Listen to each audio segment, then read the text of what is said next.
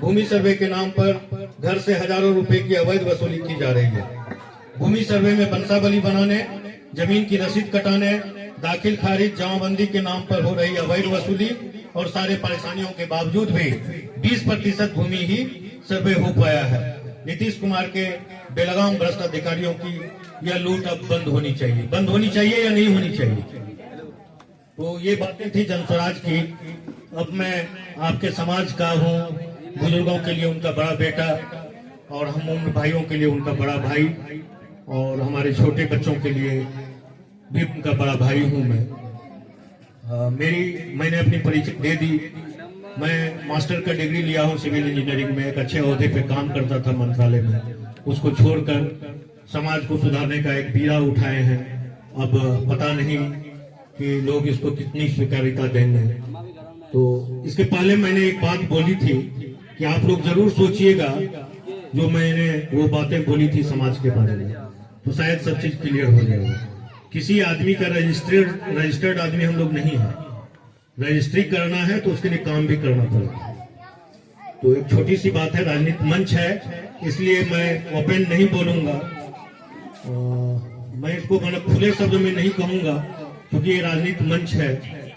अब मैं अपने बारे में बता दूं कि कुछ काम है जो मुख्य काम है, जो विधायकी से हटके है, वो काम मैं पूरा दूंगा। सबसे पहला काम होगा कि सुल्तानगंज में जो कांवड़िया जाते हैं जल भरने के लिए, घाट का तो विकास हो रहा है, घाट पे सीढ़ियां भी बन रही है। उसमें क्या दिक्कतें हैं कि जो कांवड़ लेके निकलते हैं लोग, तो उसको बाजार में भीड़ का सामना करना पड़ता है।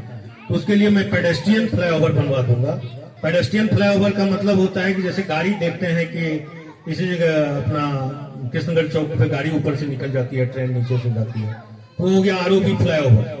पेडेस्ट्रियन फ्लाईओवर का मतलब है कि उस पर पैदल जो है कांवड़िया सीधे कृष्णगढ़ चौक तक जाए और वहां से पैदल फिर वो कांवड़िया पथ पकड़ ले। ये जो बड़ी जाम की समस्या है उससे खत्म हो जाएगी।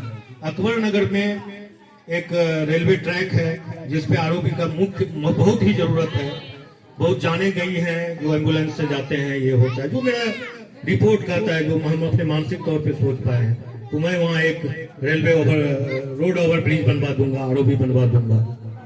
और जहाँ तक रोड की बात रही तो मैंने बताया है अपने पूर्व बातों में कि मैंने वो करवाया है और जितनी भी छोटी छोटी चीजें हैं वो भी मैं करवा दूंगा। एक अहम चीज है कि हम और आप जो विधायक चुनते हैं वो यदि गलत है, चाहे वो किसी भी दल का हो, चाहे वो जदयू से हो, भाजपा से हो, राजद से हो, जनस्वराज से हो, हम तो ये कहते हैं कि जनस्वराज भी यदि किसी गलत आदमी को टिकट देता है उसको झाड़ू मार के बाहर कीजिए। समाज में आप कहिएगा कि मेरा वोट खराब होगा, शायद जनस्वराज वोट कटवा है, कतई वोट कटवा नहीं है। हमने आज 32 साल 30 साल से तो अपना वोट खराब ही किया है। किसी विचारधारा पे जाके मेरठी गांव के लोग वोट करते होंगे, कोई जदयू को वोट करते होंगे, कोई राजद को वोट करते होंगे, कोई भाजपा को वोट करते होंगे, कोई ना कोई एक विचारधारा होगा। लेकिन आप देखिए ऊपर जाके क्या होता है। ऊपर में सरकार यहां से लड़खड़ाई तो झुक के लालटेन को उठा लेना है, और यदि लालटेन की तरफ से लड़खड़ाई तो झुक उठ के भाग के कमल के ऊपर बैठ जाना है। तो कहां गया मेरा विचारधारा? तो ये मेरे वोट का बर्बादी ही है। दूसरी चीज है, जिन भाइयों ने किया, सबों ने वोट दिया यहाँ पे जदयू को, तभी तो जदयू मेजोरिटी में आके जीता। यदि वो कहता है कि मेरठी हमको वोट नहीं दिया तो सरासर बेईमानी है। आप बहुमत से ज्यादा वोट लाए तभी तो आप चुनाव जीते। तो यदि आप हमारे विधायक ये कहते हैं कि मेरठी हमको वोट नहीं किया तो सरासर बेईमानी है। तो इस बेईमानी के बातों को नहीं सोचना है। जाति, धर्म और आज तक जो हम लोग वोट करते आए उससे हटकर इस बार अपने बच्चे के नाम पे वोट करना है। यदि मेरा बच्चा पढ़ लिख लिया तो समाज का विकास हो जाएगा। ये एक अहम चीज है सामाजिक संरचना को बदलने के लिए। तीसरी चीज है कि हमारे 7 पंचायत बाढ़ ग्रसित हैं सुल्तानगंज में। पिछले साल मैं कमरगंज, इवन ये छोटा चिचरौन के पास भी थोड़ा पानी आ गया था। किशनपुर मेरा फुल्ली प्रभावित है। अकबर नगर, पेडमोनिया, ये सारा प्रभावित क्षेत्र है। 7 पंचायतें ऐसी है इस कंस्टिट्यूएंसी में जो प्रभावित है।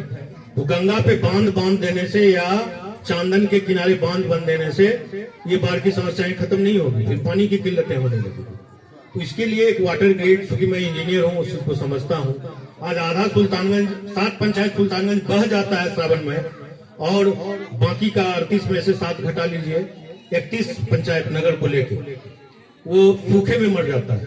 उसके लिए एक वाटर ग्रिड का निर्माण जरूरी है। और एक विधायक का कर्तव्य, जैसे यहाँ के मुखिया हैं, यदि अशोक बाबू यहाँ से मुखिया हैं, तो मुखिया जी का दायित्व है समाज का विकास करा देना। दूसरी बात, हम लोग क्या करते हैं, उनको बुलाते हैं, पंचायत करवाते हैं, घर की बातों को रखते हैं उनके सामने। ये हम लोगों का अपना अंदरूनी मामला है, क्योंकि वो हमारे स्थानीय हैं, इसलिए हम लोग पंचायत करने के लिए उनको बुलाते हैं। इनफैक्ट यही है कि उनका ड्यूटी है कि समाज में विकास हो जाना चाहिए। विकास में रोड है, नाला है, गली है, मुखिया का ये कर्तव्य है। लेकिन विधायकों के पास 3 कर्तव्य हैं जो यहाँ का विधायक है कभी सोचा ही नहीं। हम तो मानते हैं कि जिस समय सीट सुरक्षित था उस समय बेहतर विधायक था हमारे पास, धनीन्द्र चौधरी हो या गणेश पासवान हो, इन लोगों से बेहतर काम करता था। तो 3 क्या है जो मुख्य चीज है विधायक के पास? पहला तो स्वास्थ्य। पहली गारंटी विधायक का है कि स्वास्थ्य। यदि कोई गरीब या हमारे समाज में पैसे वाले ही लोग हैं, उनको कोई ऐसा बीमारी हो गया जिसके लिए विधायक को एम्स जाना पड़ेगा, तो आप ऐसे विधायक को चुनिए जो आपके साथ एम्स तक जाए और पैरवी करा के उसका इलाज करा दे। तो स्वास्थ्य एक अहम पार्ट है विधायकी का। दूसरा पार्ट है शिक्षा। शिक्षा का मॉनिटरिंग विधायक के ही पास है, वो मुखिया जी के पास नहीं है। ठीक है, मुखिया जी हमारे स्थानीय हैं, रोज उनको हम देखते हैं कि उनको कोसते हैं कि मुखिया जी को वोट दिया, हमारा ये नहीं किया। मेन दोषी तो विधायक है जो आपके बच्चे को शिक्षा के लिए प्रेरित नहीं कर रहा है या उस तरह के टीचर्स को स्कूल में बहाल नहीं कर रहा है जिससे शिक्षा का विकास हो जाए। तीसरी चीजें हैं जो बहुत छोटी चीज है, वो है विकास का। 5 करोड़ रुपए शायद विधायक को मिलता है, मुझे पता नहीं। 5 करोड़ रुपए खर्चने के लिए हमको किसी ठेकेदार और किसी को नहीं पालना है। हम इसी मिरठी गांव में आए, 10 लोगों के साथ बैठे, मिरठी का क्या भाई मूलभूत समस्या है उसको समझे, और जो लोगों ने कहा कि ये जो है विधायक जी बन जाना चाहिए, वो बन जाना चाहिए। 5 करोड़ तो यूं ही खर्च हो जाएगा। मैं कमीशन फ्री आदमी हूँ, इसलिए इतना बोल्डनेस के साथ बोलता हूँ। जिस पद पे रहा, मेरा घर दिल्ली, गुजरात, सारे जगहों पे होता, लेकिन मैं बाबूजी के बनाए मकान में रहता हूँ, कमीशन फ्री आदमी हूँ, बहुत ही साधारण व्यक्ति हूँ, आम आदमी की तरह जिंदगी जीता हूँ। हमारी पत्नी मिडिल स्कूल बिकनपुर में प्रिंसिपल है। हर साल वो अपने ससुर से सीखते हुए हर साल वो 5 दलित बच्चियों का शादी कराते हैं। ये प्रमाण है, आप जाके पता कर सकते हैं। वो स्कूल आज कॉन्वेंट दिखता है, गवर्नमेंट का स्कूल है। भले पढ़ाई की स्थिति बहुत अच्छी नहीं हुई, इसको स्वीकारने में हमको कहीं ये नहीं है, क्योंकि यदि वो प्रेरित करते हैं पढ़ाने के लिए तो उन्हीं पे जो है मुकदमा कर दिया जाता है कि जानबूझ के हेडमास्टर जो है, एक हरिजन केस भी उनपे हुआ। तो पढ़ाई की स्थिति अच्छी नहीं हुई, लेकिन वो अपने चलते चाहते हैं कि हमारा समाज कितने अच्छे से पढ़ ले। तो यदि हम लोग काम करना शुरू करेंगे तो स्वाभाविक तौर पे हमारे समाज का विकास हो जाएगा। इसके लिए हमको क्या है कि जाति धर्म से निकलना होगा, तभी हम एक अच्छे समाज का निर्माण कर सकते हैं।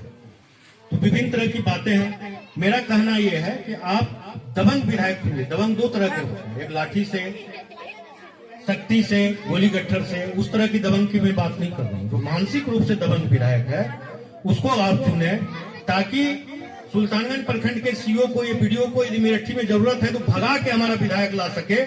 ये देखो वीडियो की क्या स्थिति है, और उसे विधायक को चुनिए जो उसको खींच के ला सके, एसडीओ को खींच के ला सके आपके सामने, डीएम के हाथ में हाथ मिला के बात कर सके, और उसे दबंग विधायक को आप चुनिए। दबंगता का अर्थ समझिए।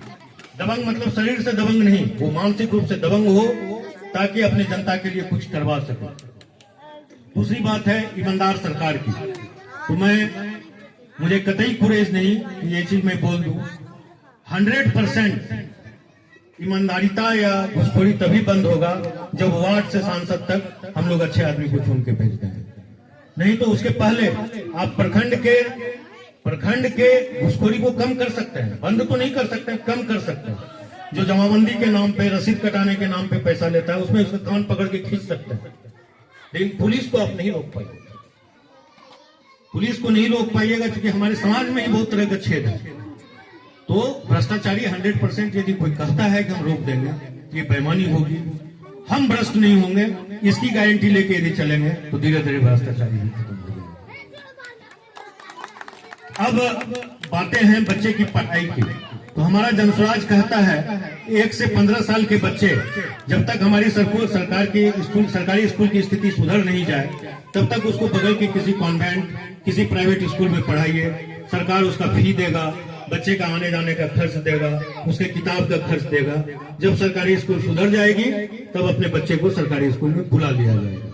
दूसरी परिकल्पना है कि हर प्रखंड में कम से कम एक ऐसे आवासीय विद्यालय हो जो नेतरहाट या नवोदय के तर्ज पे बने, उसमें हम मेघा को पहचान के अपने बच्चे को डाल सकें। इसी मेरठी गांव में इंजीनियर बहुत होंगे, डॉक्टर नहीं है, जो मेरा डेटा कहता है। इंजीनियर बहुत है लेकिन डॉक्टर नहीं है। मैं भी आप ही के समाज का हूँ, इसलिए जानता हूँ हर चीज। कोई ना कोई संबंध, कोई ना कोई रिश्ता हमारे गांव में है इस गांव का। तो मैं सच बोल रहा हूँ ना कि डॉक्टर नहीं है यहाँ कोई। क्या सही बात है ये?